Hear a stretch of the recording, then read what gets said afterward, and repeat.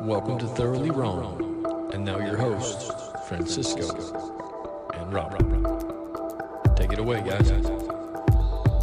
All right, good evening, and welcome to this very important fourth episode of the Thoroughly Wrong Project. Today we have a very special guest, a professor of political science, philosophy, and peace studies from Kennesaw State University, Dr. Wim Laven. All right, welcome to the show, Wim. I'd like to start this discussion with a question to you.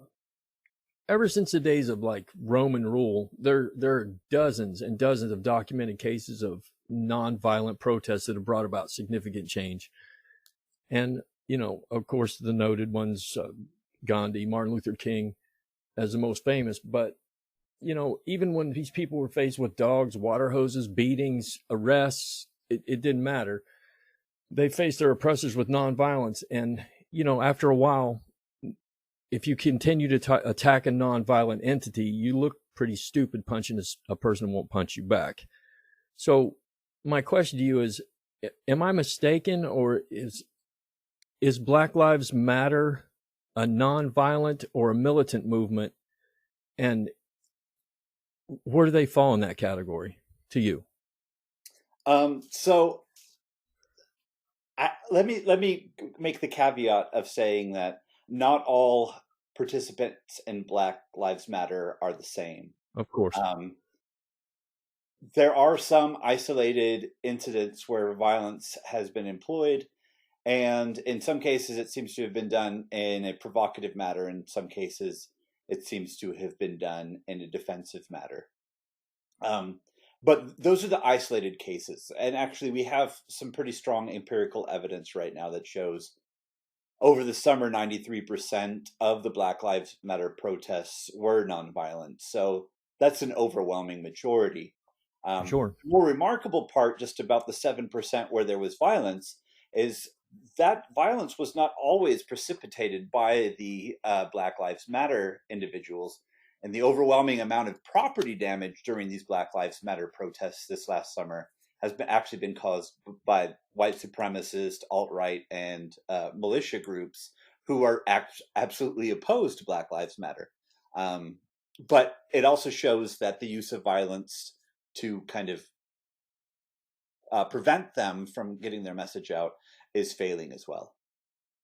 Okay, yeah, I noticed that whenever a Black Lives Matter sign goes up, a Trump sign or some other sign all lives matter, it seems like my partner Francisco calls it retaliatory. And it just seems like the movement is being misinterpreted. And I was not aware of the statistics that you gave, but the movement is being misinterpreted on a large scale as a violent organization. I don't even know that it's being misinterpreted on a large scale. I know some people are attempting to distort their message intentionally by, you know, like saying that they're violent. It gives some sort of basis for ignoring them. Right.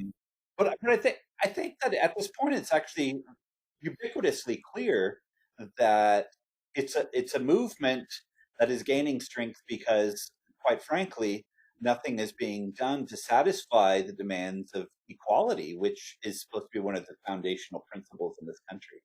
Right. Right. Well, I see. This is hard. This is hard for me to discuss. I live in a very conservative culture, you know, Bakersfield. Yeah. And it's hard for me to discuss.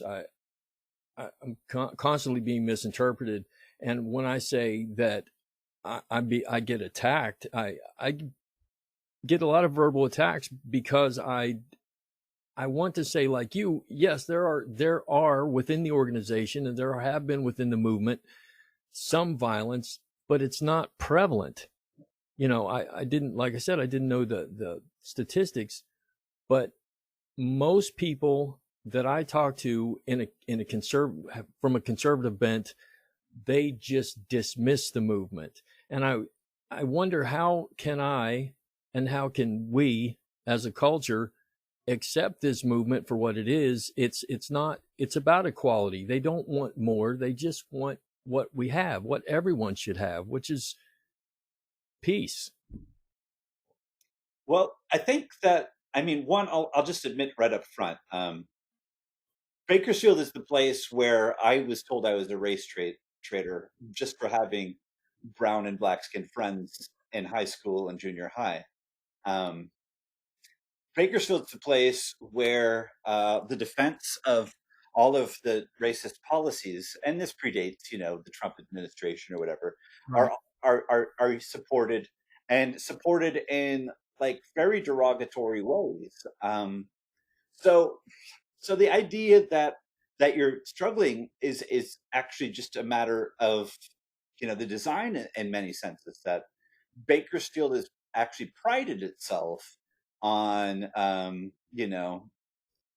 incidents of white supremacy, incidents of racism, um, but it's never been divided in many ways from some of the other like common things, like before you got to Bakersfield you were very aware, I think, of like the classism of the rich versus the poor, and Right. so all of that gets mixed into it, right? Yeah, But I came from a culture, you know where I came from. I yeah, came from Appalachia.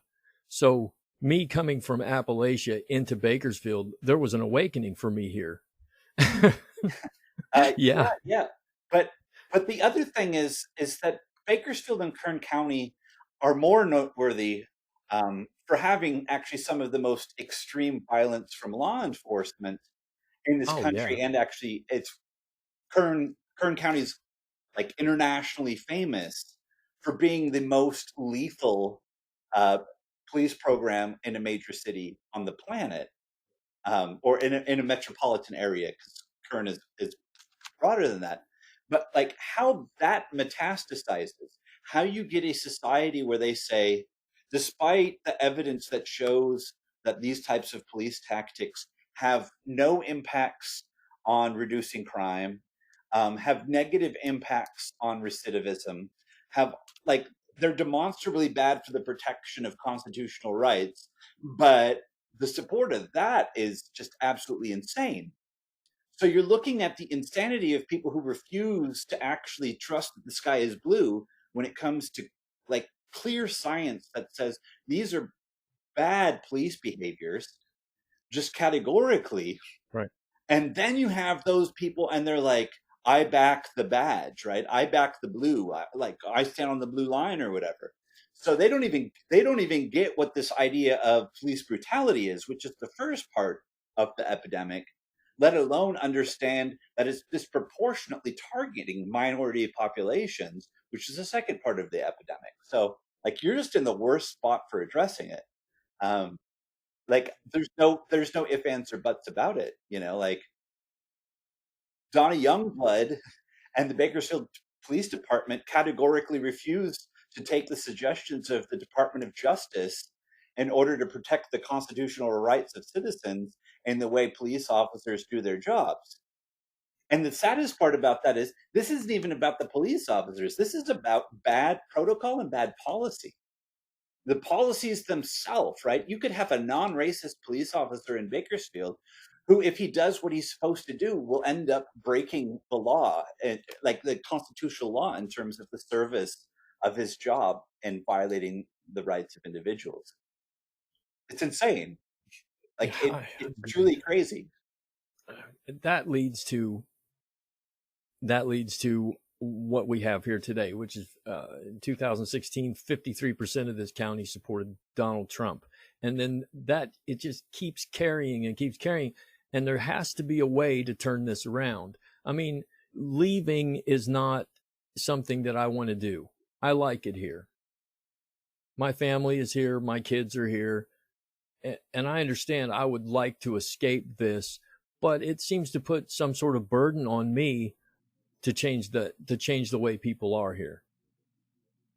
Well, I mean, I sympathize. Like, I didn't necessarily leave to escape. I left for opportunity, like to go Right. to grad school and then to get a PhD And now, I just want to teach. And if there's ever a teaching job in Bakersfield for me, like it's definitely possible that I would go back. But the other part of it is that that's the expression of privilege that, like, I'm not saying this about you, but about the people who want to leave Bakersfield.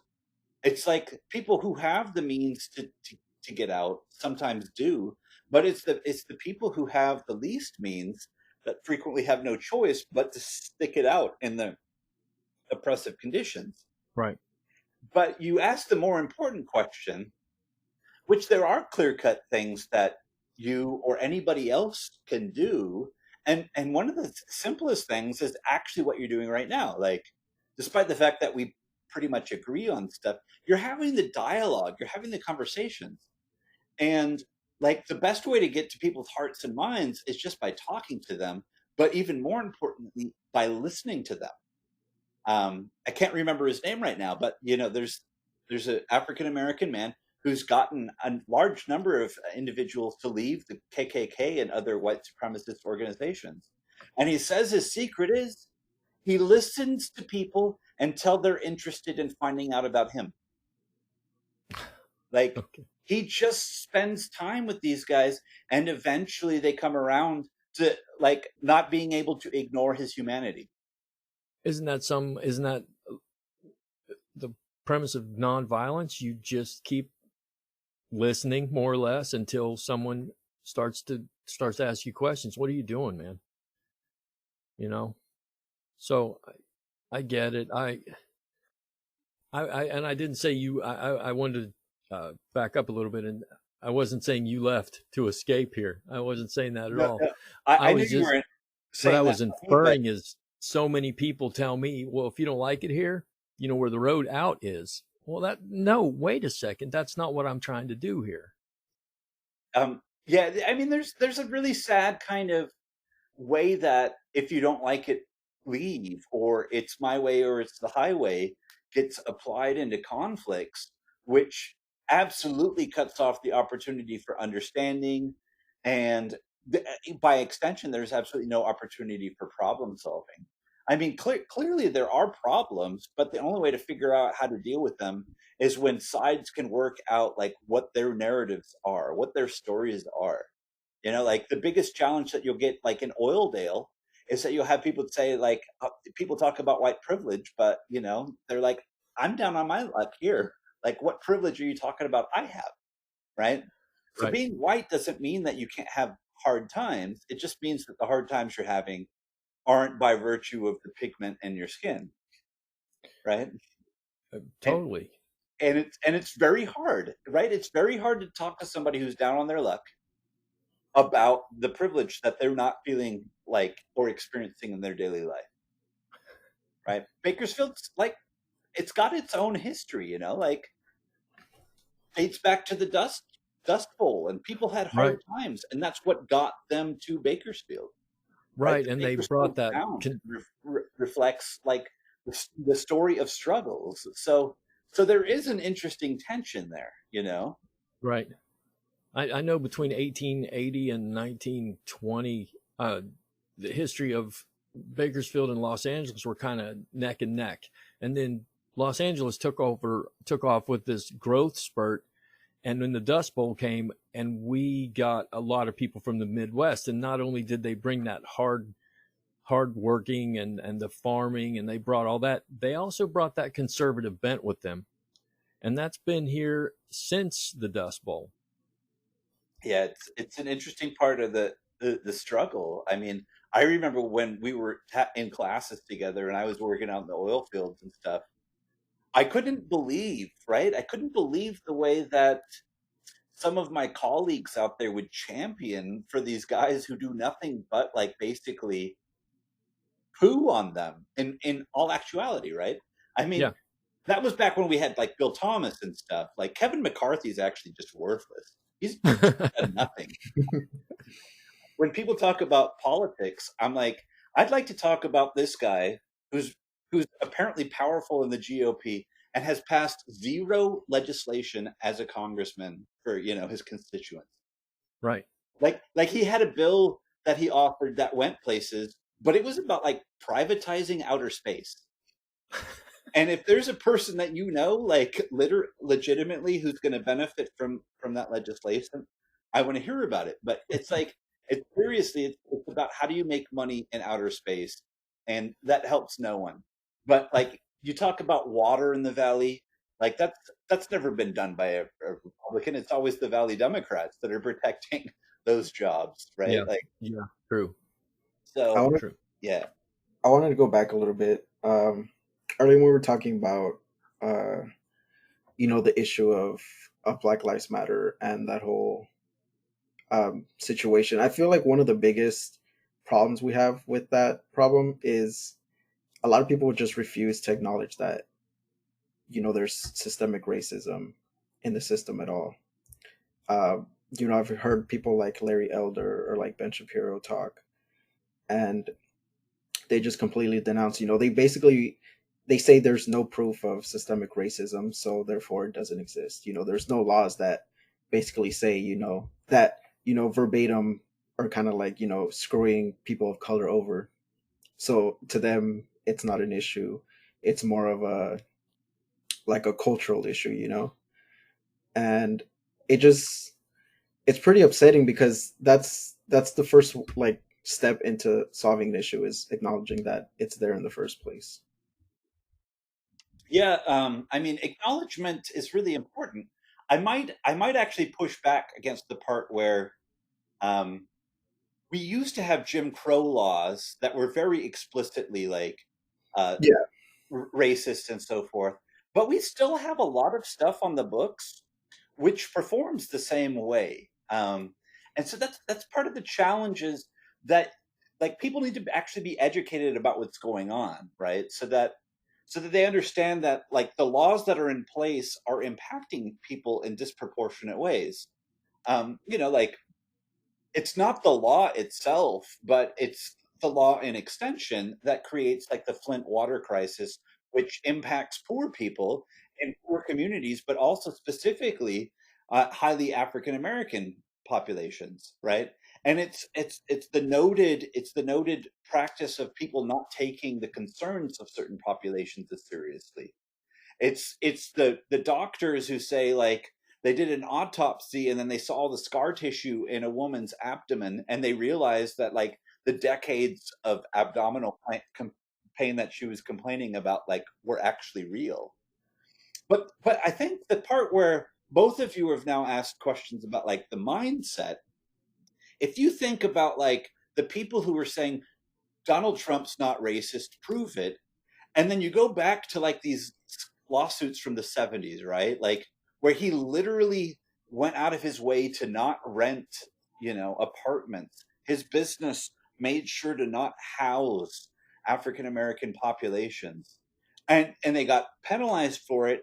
And then it happened again because even after they got in trouble for it, they were like, we just don't want to do it. So we have laws, but we know that they're not being enforced, and it doesn't even matter what agencies are pushed forward to say like we have these protections. So I mean, so at the one time you're right, like we have changed laws to try to get to the 20 to the 21st century, and at the same time like we're not actually following through on the things that clearly impact populations differently. May I ask you, Wim, why do you think we're not following through? What is the problem here? Well, in some cases, it's not politically expedient, right? If people admit to a problem, then that means that somehow they become responsible for getting to it. And it's harder to come up with solutions than it is to deny them the existence of the problems. Part of it's that I think it's actually ingrained in our culture. We have a lot of like racist behavior and racist thinking that has to be unlearned. And it takes a lot of work to become anti-racist. I mean, like when I left Bakersfield, I thought I was a pretty good guy. I'd been preaching nonviolence for like 3 or 5 years.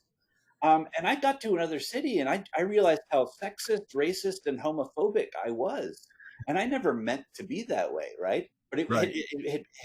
it had become a part of me just like I absorbed it, the toxicity just from being there. So it took a lot of work. It took a lot of work to figure out that actually the just joking wasn't cool. Like racist jokes are racism, all of that stuff, right? Like I had a childhood where there was so many different things that I was saying, like as expressions, like pejorative racial slurs, Yeah, that I I just know. thought like, oh, it's no big deal because it had been normalized. So we have to actually identify all of these different things and say like, this is not how we establish equality, right?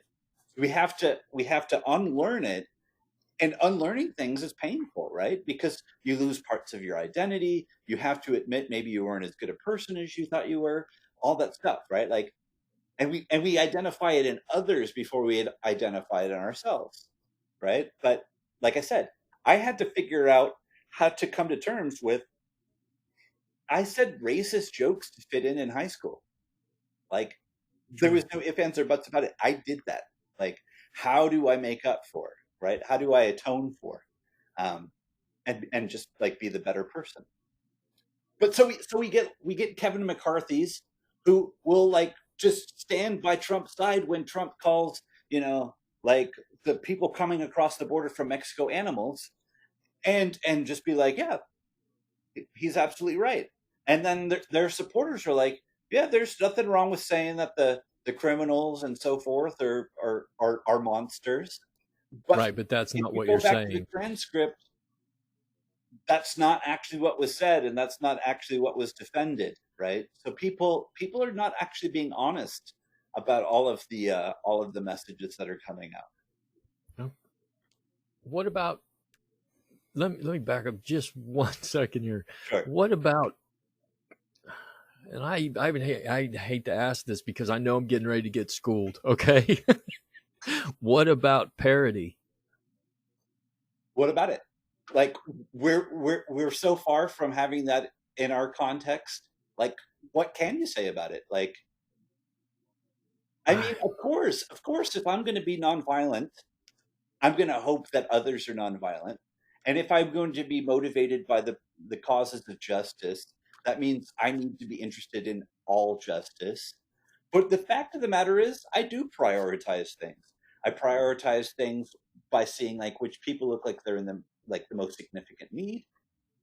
I look at things at like seeing like what steps people are taking are causing the most harm and likely to create the most harm. I mean, look, the thing about it is that there's a lot of people who need a lot of help. One of Yes. the clearest pathways to improve conditions in this country is to take down some of the structural violence and the systemic violence and the cultural violence that's targeted against minority populations. I also think that it would be great if we stop like criminalizing poverty in this country. I think it would be great if we did a lot more for mental health. I think that there'd be all sorts of things that we should do. I write about it, like I teach about it, but right now is a great time to be a Black Lives Matter protester, um, because everybody is fired up about it. Like we're watching videos taking place, that show the pure innocence and the pure brutality that's being directed at certain populations. Right. It reminds me so much of 1991 and sitting on the couch as a 13-year-old and seeing Rodney King get beaten, and like asking my father questions and trying to make sense of it, and going to school and everybody was talking about it, and everybody knew from that video that there was absolutely no justification for what they saw happening.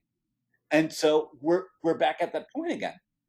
But we can be more strategic and systematic and thoughtful and forceful, and just not back down to the demand that this violence cannot be tolerated. This violence cannot be tolerated.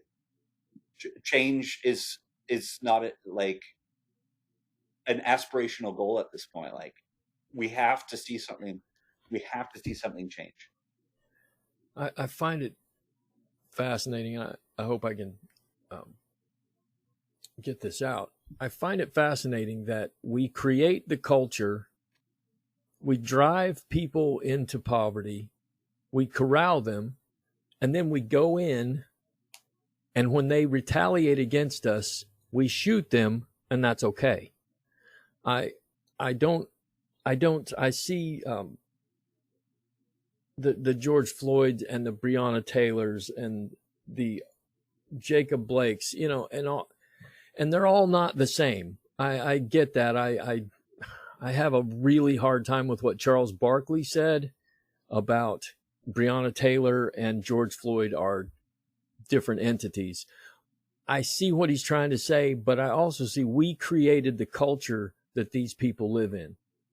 And when they retaliate against us, then it's somehow they're all their fault because they're violent.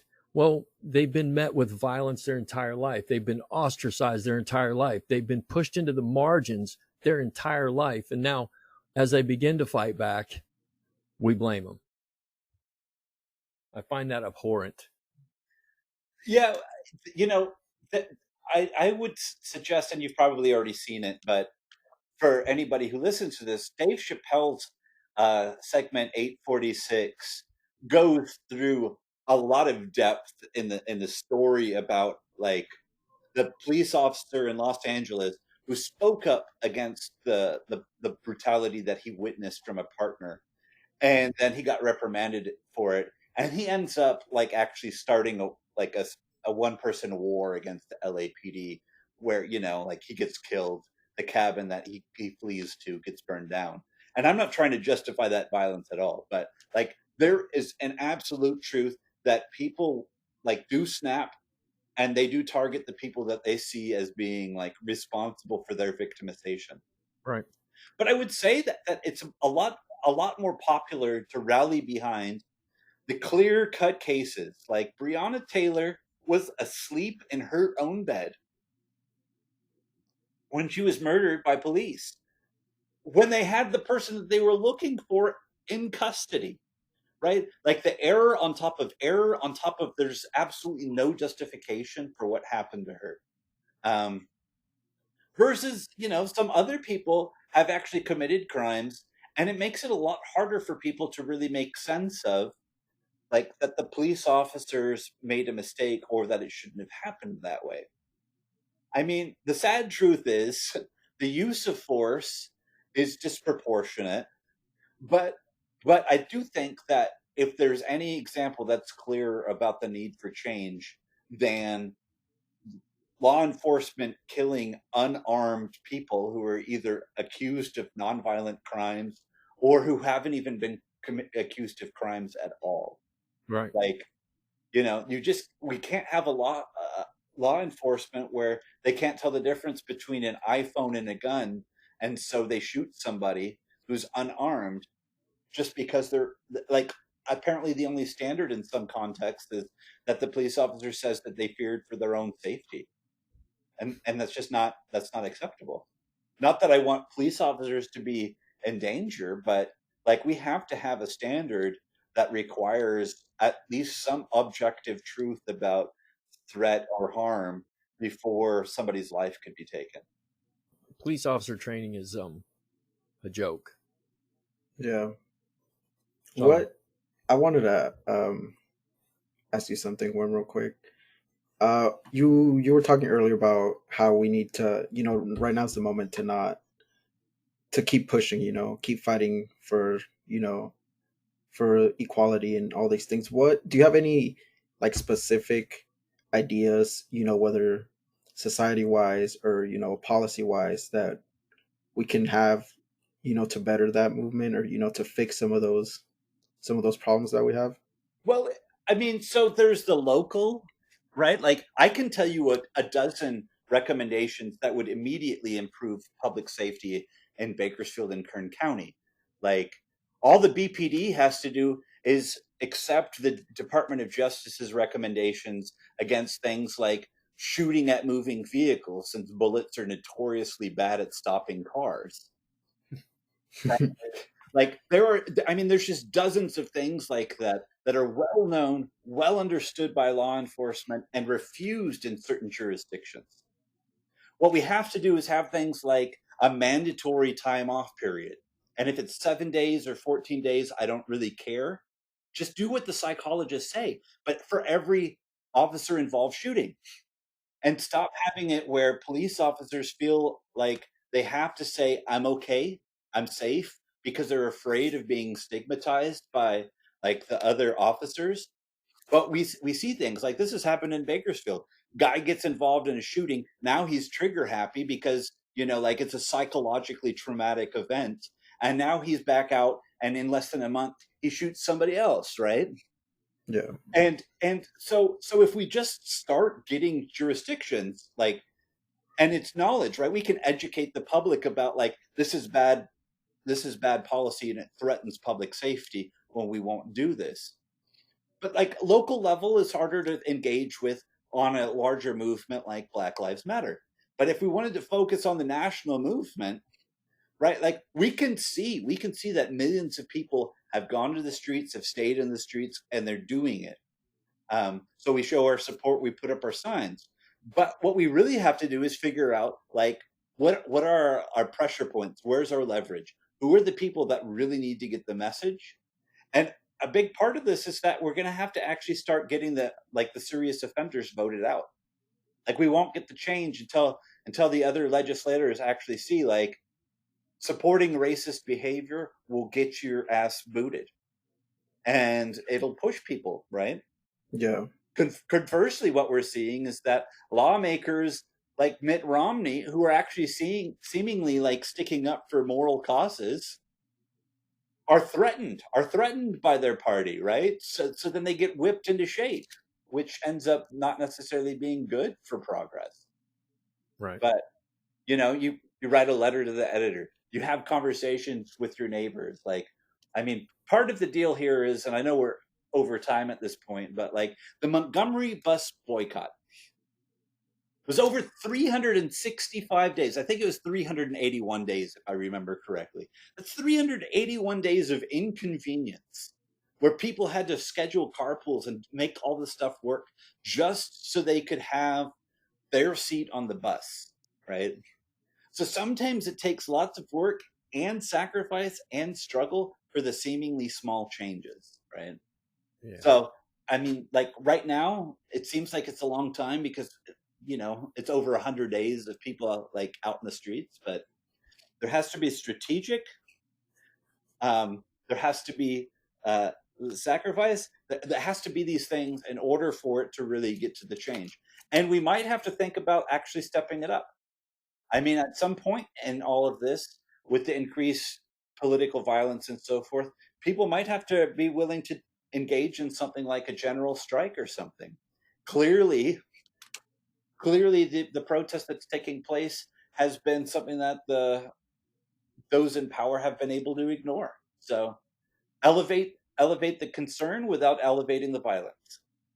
There's a percentage of people on, because I've heard them say it before on the BLM side, and they may not necessarily be, uh, affiliated with BLM, but they're on, the equality side, that they want equality, that are saying, just burn the whole system down, and they're calling for, for riots and like looting and all these things. What do you say to them? Well, it's a mistake. I mean, I don't want to call somebody out. People make mistakes all the time, but the science on this is really clear. The science on nonviolence is much better than people give it credit for. And you're much more likely to achieve the outcome that you desire through nonviolent resistance than you are for violent resistance. I mean, hey, look, I get it. When people are angry, like breaking something, destroying something, punching someone or whatever, can be it can feel good to have that angry retributive response. But in the long run, like we've never bombed people into loving us. We've never shot people into thinking that we had the right idea. Like we're just not going to get there that way. Right? I mean, like there's just no ifs, ands, or buts about it. When we start using violent behavior, we change the struggle. And when we change that struggle, when we change that narrative, then we start letting those people who would be sympathetic to our struggle see and experience themselves as being the victims. Once somebody changes that, turns the table, it's really hard to get through to them. So, yeah, I mean, I can understand it. I can understand the use of violence. I can understand people who feel like self-defense. I can understand people who say, like, look, I don't want to use violence, but these Proud Boys are coming to my city. Like, I know people up in Portland who have been assaulted by these white supremacists, and I get it. But the fact of the matter is, Martin Luther King Jr. used nonviolence, but he knew that they were taking the violence on themselves. The only thing that changed middle America was when they saw innocent people being harmed. If people had fought back, then the middle America, average person was going to think, like, you see, that justified it. The police had to use force because. So you just can't do it. Unfortunately, it's an irregular logic that gets applied. Whatever you do, even in self-defense, will be used as the justification for the violence that precipitated it. Perfect. If you're not committed to nonviolent struggle, just sit this one out. If you haven't got the training to know how to like not get provoked, to give them what they're looking for to undermine the movement, just sit this one out. And if you're going to use violence, don't say that you're using it for a cause that's doing everything it can to make sure that everybody knows that's not the way that they're doing it. I guess that's what I'd say to those people. But I'm not the spokesperson for BLM, right? And Yeah, they're making their expressions pretty clear. Well, Wim, I can't say how much I appreciate you coming on, man. Thank you so much. Yeah, we should definitely have you on again. Yeah, Sure. because I'm always available. Maybe after November 3rd, depending on what happens. Yeah, I've already been like I'll be doing some dialogues on November 4th already, and it's crazy to think, but we probably won't have a president yet. I know we won't have results for the election yet. That's true. But yeah, like the country is hurting, and I'm here for you. I'm happy to talk about the stuff that I've been studying for the last 20 years. So we appreciate it, man. Like you said earlier, dialogue's probably one of the most important things you can have right now. Yeah, we just have to talk to each other. I mean, and the thing about it is, let me underscore it.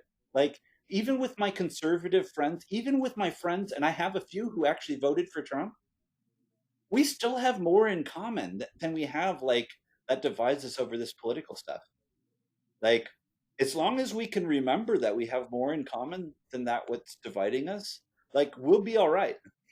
When we start forgetting like that, we're not in this together and we don't have a shared humanity, that's when it's going to get really ugly. And like, some people have already gotten there, but we need to pull people back and just say, hey, look, we've known each other for a long time, or maybe we haven't known each other for a long time, but let's get to know each other, and like, we can surprise each other, I think. Anyway, I'm happy to come back. Thanks for having me on. All right, brother. Thank you so much. Thank you, man. Okay. We certainly appreciate it when the interview is as insightful and thought-provoking as you've been this evening, man. Much appreciated. Tune in next time when we meet with a former Trump supporter who sits down to discuss Donald J., the politics of power, and the upcoming election. See you there.